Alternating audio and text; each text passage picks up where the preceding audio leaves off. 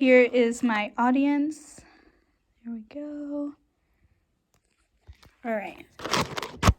And here are my note cards. Alrighty. One of the first words I learned how to spell as a kid is the word nap. My mom would say to my dad, "I think it's time for an NAP," and I would go ballistic.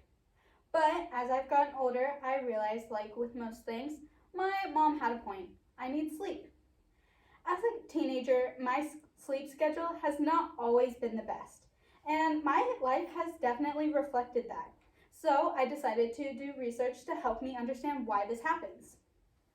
So let's start out. What is sleep deprivation? By definition, sleep deprivation is just a lack in sleep. Now, the American Academy of Sleep Medicine says that teenagers should get 8 to 10 hours of sleep per night. But studies show that only 7 out of 10 students fall short of this requirement. Now, to fully understand sleep deprivation and all of its effects, you must first understand the science behind it and what sleep is and what it does for your body. So, sleep is composed of two types of sleep: REM sleep and non-REM sleep. REM sleep, or rapid eye movement, is the most important stage of sleep, and it is associated with sleeping. It is the last stage of sleep, and you can see it in the green area on the chart.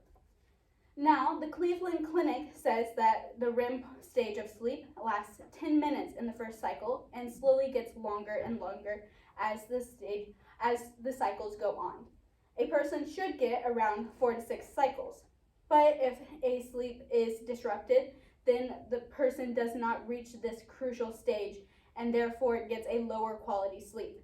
This is what happens when you wake up feeling tired in the morning. Even though you got a full 8 hours, that sleep is disrupted and you're never able to reach that last stage. Now, Dr. Manzana, director of Excel Health Sleep Medical Center, states, "You will notice that it is difficult to focus, your reflexes are poor, your hunger increases, you're less likely to handle stress, and you get cranky and angry easily." And because of this, teens are at a disadvantage. This is because their melatonin levels do not kick in as quickly, meaning that they are not tired until later in the evening. This, along with busy school schedules, means that teens are just set up for failure from the start. They are not wanting to go to bed as early because they have sports and activities and homework after school. And once they get done with all of that, their melatonin levels do not set them up to get a good night's rest. Now that you understand what sleep is and the cycles you have to go through to get quality sleep, now you can start to learn about the mental effects of not having sleep. The relationship between sleep health and mental health can be described as a bidirectional relationship. Think of it as a tug of war, going back and forth between these two issues. So, when you have poor sleep, this causes mental health issues. And when you have mental health issues, this can sometimes cause sleep issues. And so think of it as a loop going back and forth between these issues.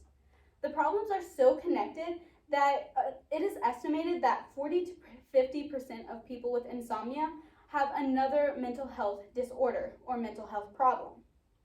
During sleep, pathways form between the neurons in your brain, and when sleep is disrupted, these neurons are not able to form these pathways.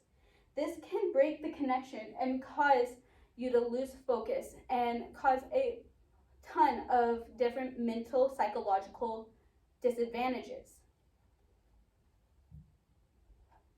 I found a chart that shows that a lack of sleep can be quite similar to the same effects that alcohol has on the body. Now, in the blue, you have performance level versus hours of wakefulness. So the more hours of sleep you have, the higher performance you have in school, on the road, in different situations. And this is the chart of alcohol impairment. So with more alcohol in your system, the less mental alertness you have. And these charts are quite shockingly similar. Not only will sleep deprivation have a major impact on your mental performance, but it will also affect you physically over time. As you sleep at night, sleep allows your body to recover from the day and prepare itself for the next one. So when you have inadequate sleep, your body is not able to recover from the previous day in order to prepare itself for the next one. This disrupts your regeneration of your body, and it leaves your body susceptible to different diseases and chronic diseases as well. So the body works holistically, meaning that all of your different organ systems work together and should be seen as a whole. When one organ suffers, all of the other ones have repercussions because of that.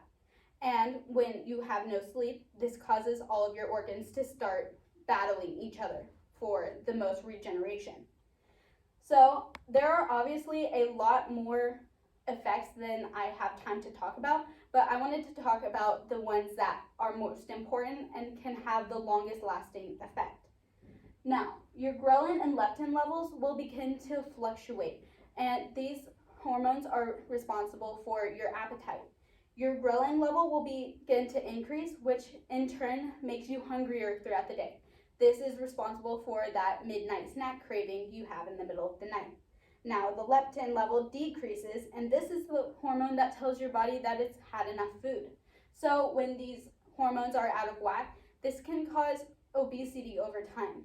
Now, that, along with the cardiovascular effects, can cause heart attacks. And so it leaves your heart less prepared to defend itself. Now, all of that has to deal with your immune system.